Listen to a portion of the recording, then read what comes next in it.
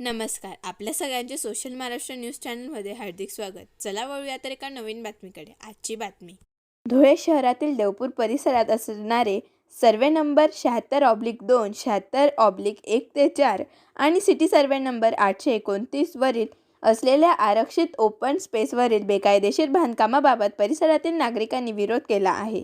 भाजपाचे नेते गोपाळराव केले यांनी मनमानी करून सदर भूखंड हडपण्याचा प्रयत्न केला आहे. अनेक वर्षांपासून परिसरातील नागरिकांनी या संदर्भात तक्रार केली, परंतु कुठल्याही तक्राराची नोंद घेण्यात आली नाही.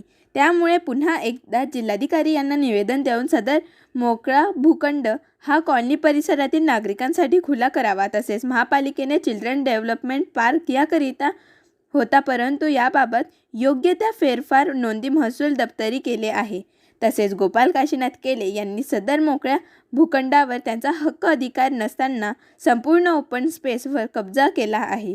तो नागरिकांसाठी खुला करावा व भूखंड परिसरातील नागरिकांच्या हवाली करावा. संपूर्ण प्रकरणाची सखोल चौकशी करण्यात यावी यासाठी निवेदन देण्यात आले आहे. 76/1-76/2 मधील श्री गोपाळ केले यांनी आरक्षण भूखंडावर जे नाव लावलेलं आहे ते बेकायदेशीरपणे नाव लावलेलं आहे. त्याच्यात नगर भूमापनवाल्यांना आम्ही पुरावे गोळा केलेले आहेत.